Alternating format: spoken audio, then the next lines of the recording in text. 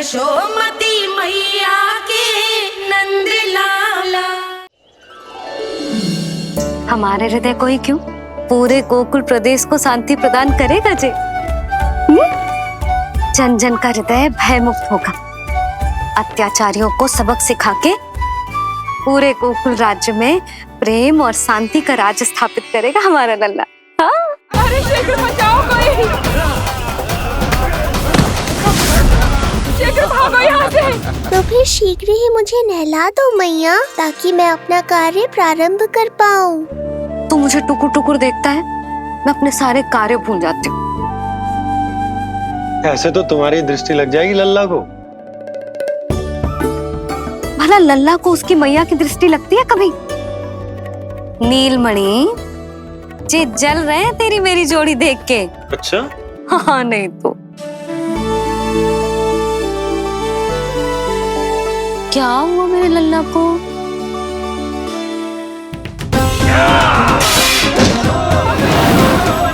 शीघ्र बता, कहाँ है विष्णु? ओहो, देर हो रही है। अब तो एक ही उपाय बचा है मेरे पास। ओ, क्या हुआ लल्ला को?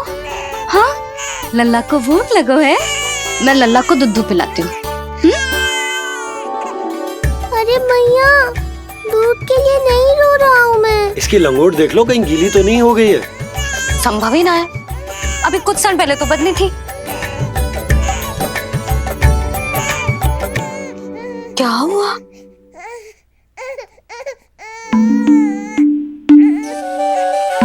कभी कभी पति की बात भी मान लिया करो। अब एक बार सही होने से ना फूलो मत। लल्ला के मन की बात उसकी मैया को ही पता होती है, और इस समय मेरे लल्ला को नहानो है ना लल्ला? हाँ मैया, बस अब शीघ्र ही मुझे नहला दो, बाकी सब मैं संभाल लूंगा।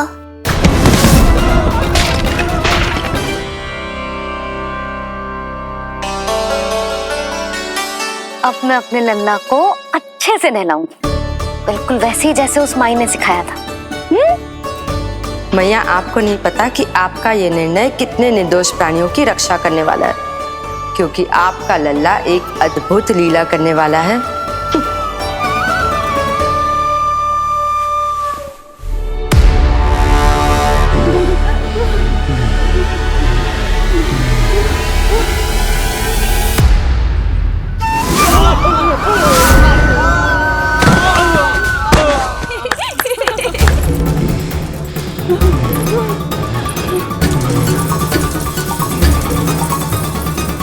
सबसे पहले करूंगी तेल मालिश और फिर थोड़ी सी कसरत।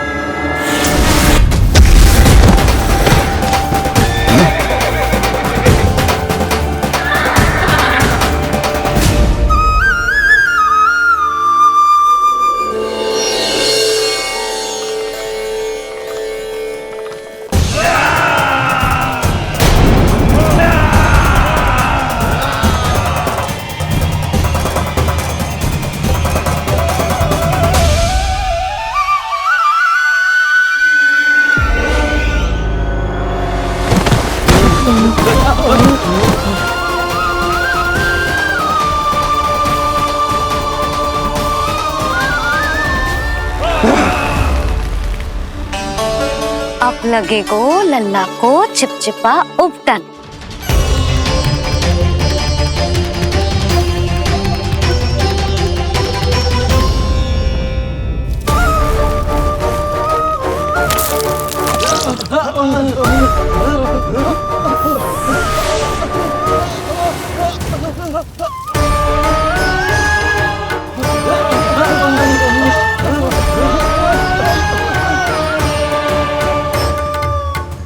अब उपटन को सुखानो है ना, तो मैया और लल्ला बैठेंगे धूप में।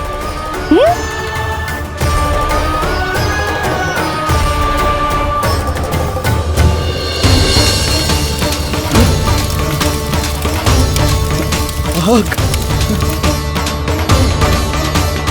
ये हुई ना बात, थोड़ी गर्मी का अनुभव करना भी आवश्यक होता है मैया।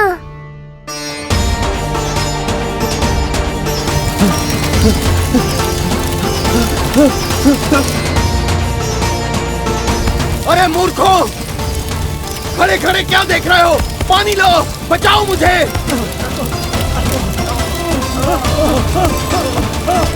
आग!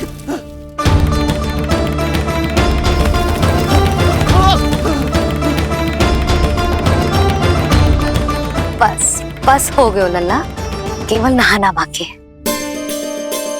परम पराक्रमी महाराज कंस का सेनापति हूं मैं। अभी विष्णु भी मुझे रोक नहीं सकता।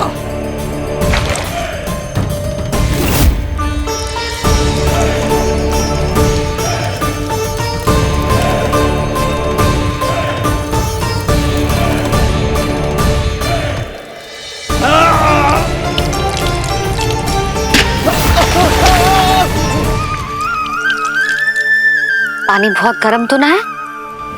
तेरे लिए तो नहीं, पर इन राक्षसों के लिए बहुत गर्म है ये जल।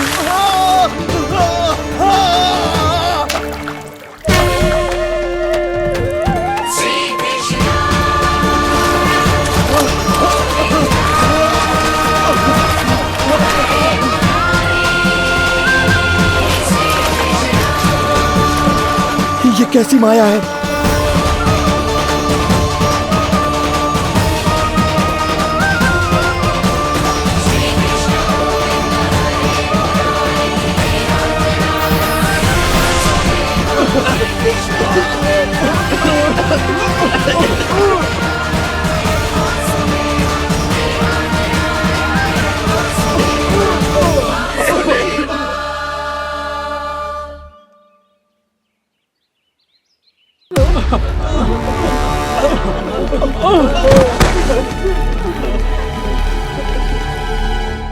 स्नान समाप्त। हो गई तेरी छुट्टी है नीलमणि? राक्षसों की भी छुट्टी हो गई मैया, और गांव वालों को उनसे मुक्ति भी मिल गई। पर अब मैं थक गया हूँ और भूख भी बहुत लगी है। अच्छा लल्ला, जब मैं दूध पिला रही थी तो पीना ना था, और अब बिलक बिलक के रो है। यशोदा, नीलमणि दिखतो तो मेरे समान है, किंतु इसके नखरे तुम्हारे जैसे। पंडित जी आइए। मैं तो पंडित जी के बारे में बताने आया था, लल्ला के सृष्टि पूजन के बारे में कुछ। अब तो जी 6 दिवस का हो जाएगा। हाँ यशोदा रानी, उस दिन से आप अपने लल्ला को नया वस्त्र पहनाएंगी। मैं सबसे अच्छे वस्त्र चुनूंगी अपने लल्ला के लिए। पंडित जी आप केशव भैया से कह देंगे आने को। आसपास के सभी गांव में ना सबसे अच्छी पोशाक वही सिलते हैं। यशोदा, तुम पंडित जी को काम सौंप रही हो, मैं चला जाऊंगा। अरे पर केशव भैया का घर देवी मंदिर के रास्ते में ही पड़ता है, पंडित जी को कोई कष्ट ना होगा, है ना पंडित जी? हाँ यशोदा रानी, कष्ट का प्रश्न कहाँ उठतो है, मैं संदेश दे दूंगा। आज्ञा दीजिए। अब मैं अपने लल्ला के लिए ऐसे वस्त्र सिलवाऊंगी जो आज तक पूरे गोकुल में किसी और बालक ने ना पहने हो।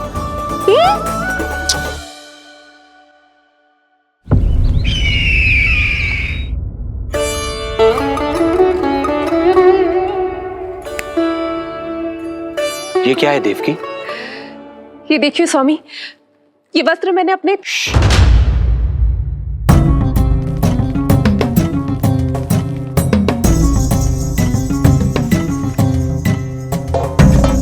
ध्यान रखिए देवकी, यहाँ की वायु भी कंस की गुप्तचर है।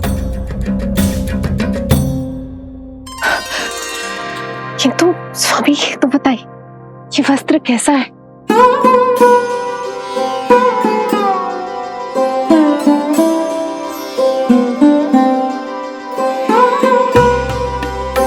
ये वस्त्र नहीं,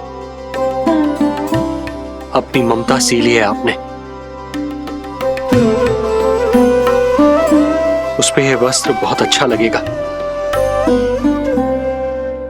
आप समझ क्यों ना रहो केशव भैया, बस वही वस्त्र दिखाना जो मेरे लल्ला पे सबसे अच्छे लगे।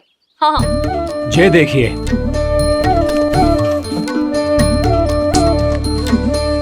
अभी तक एक में भी आनंद ना हो है केशव भैया, है कि नहीं नीलमणि? ये भी ना बोल रहे हो, आप और दिखाओ ना। इतने सारे वस्त्र पहनो तो कोई एक ही है ना यशोदा? हाँ, किंतु छांटना तो पड़ेगा ना, सबसे अच्छा वाला पहनाना है कि ना? केशव भैया वो वाला दिखाओ। ये वाली? हाँ लल्ला।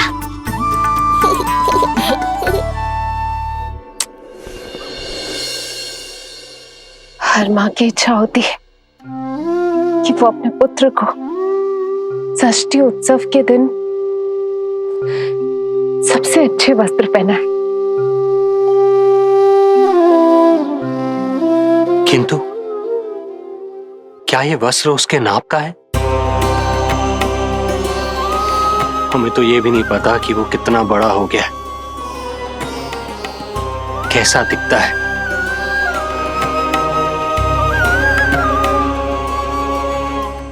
ये पहरेदारों ने दिया है। देवकी, हम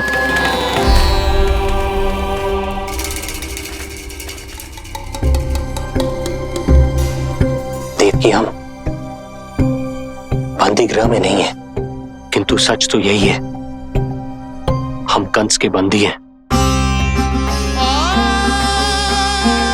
काश कोई उपाय होता, किसी प्रकार हमारा पुत्र तुम्हारे सिले ये वस्त्र पहन पाता। काश।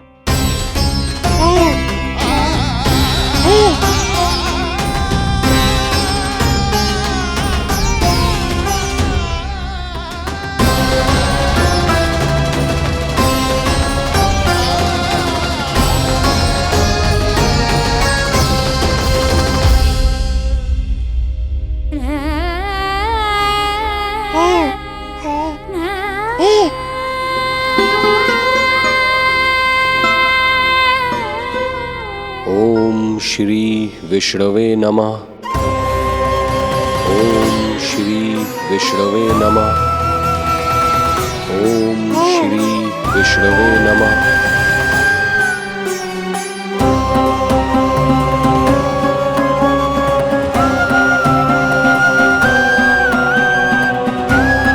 हमें तो ये भी नहीं पता कि वो कितना बड़ा हो गया, कैसा दिखता है।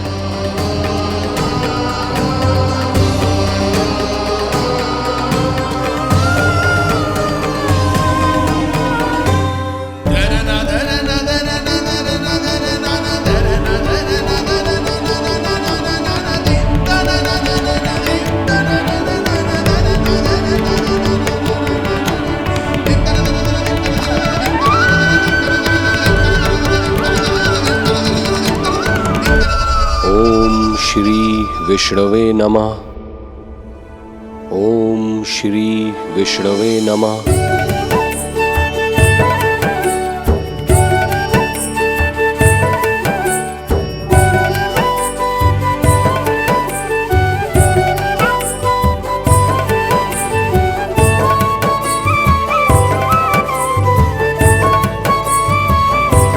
ओम श्री विष्णवे नमः।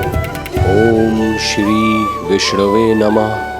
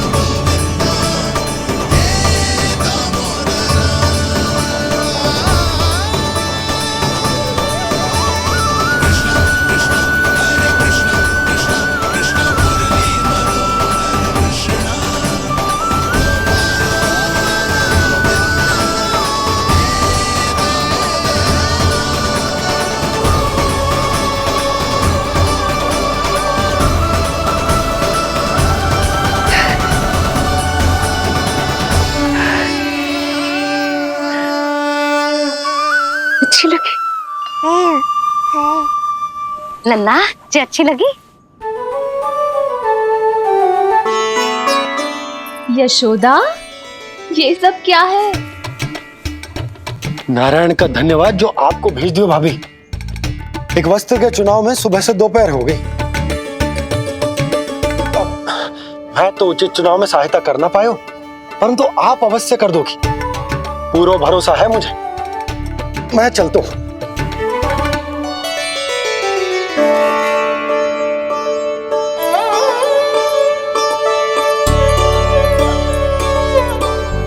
मैं क्या करूं जीजी? कोई वस्त्र मिलना भी तो चाहिए ना जो मेरे नीलमणि के योग्य हो। समस्या तो गंभीर है, किंतु महारानी जी, इससे अच्छे वस्त्र आपको पूरे मथुरा मंडल में और कहीं नहीं मिलेंगे। चिंता की कोई बात नहीं है। हम ऐसे वस्त्र ढूंढेंगे जो हमारे राजकुमार को बहुत अच्छे लगे, है ना नीलमणि?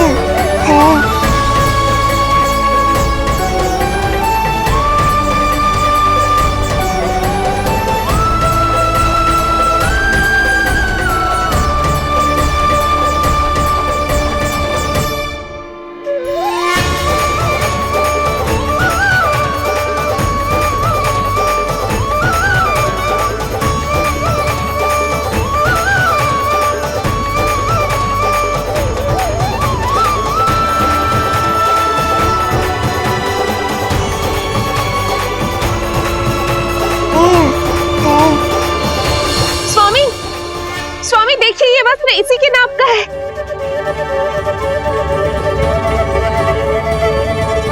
ये बिल्कुल सही नाप है स्वामी।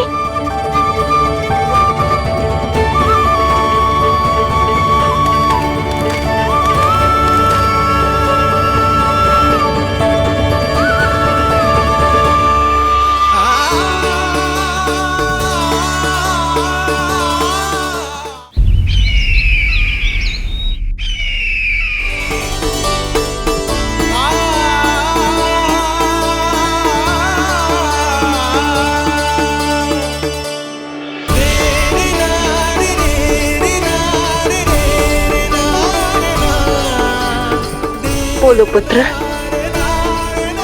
कैसे लगे ये वस्त्र?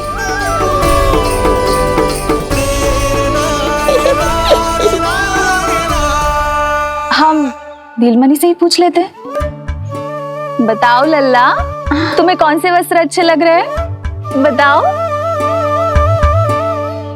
हाँ, बस एक बार संकेत दे दे लल्ला।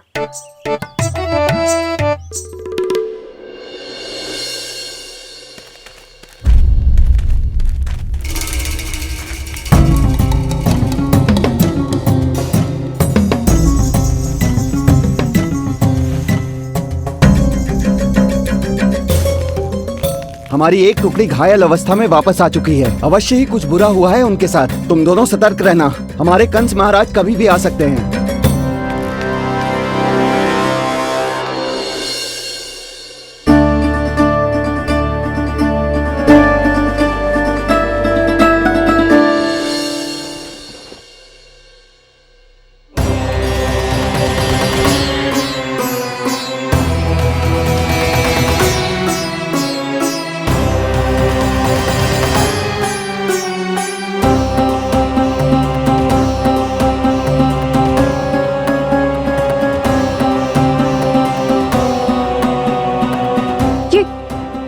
ये वस्त्र कहाँ गए? अवश्य ही हमने स्वप्न देखा होगा देवकी। यदि स्वप्न था तो मेरे बनाए वस्त्र कहाँ गए स्वामी?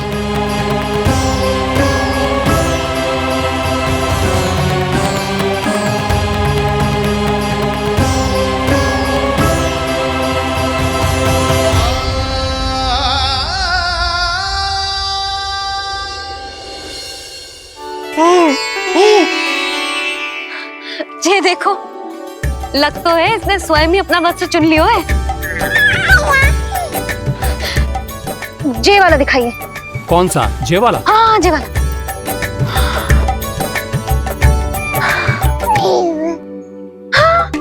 अब उठाया है आपने सही वस्त्र। क्या केशव भैया, तब से जो सिली हुई पोशाक रखो है आपने, और हमें तब से आप पूरा वस्त्र दिखा रहे थे।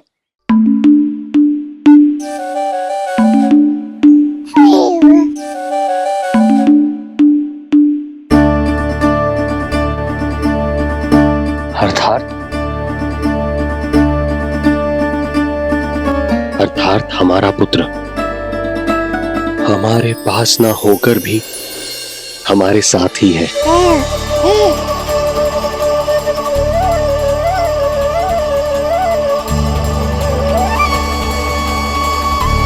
सही कहा स्वामी,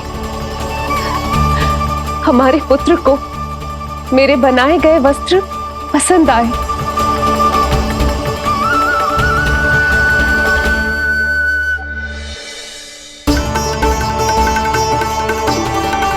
और उसने हमारी भेंट स्वीकार कर ली।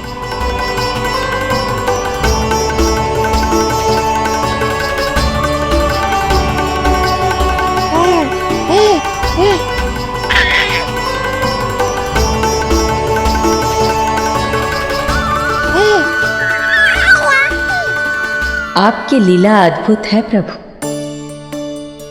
ये लीला मेरी नहीं देवी, मां की ममता की है। मुझे तो बस अपने कर्तव्य का भान है। दो माओं का पुत्र होने के नाते मैं उन दोनों में से किसी की भी इच्छा को अनदेखा नहीं कर सकता। मैं वरदान देता हूं कि यदि अब से कोई भी मेरी मूर्ति को अपना पुत्र समझकर अपने घर में पालेगा, तो मैं स्वयं उस घर में उनका पुत्र बनकर निवास करूंगा और लड्डू गोपाल कहलाऊंगा।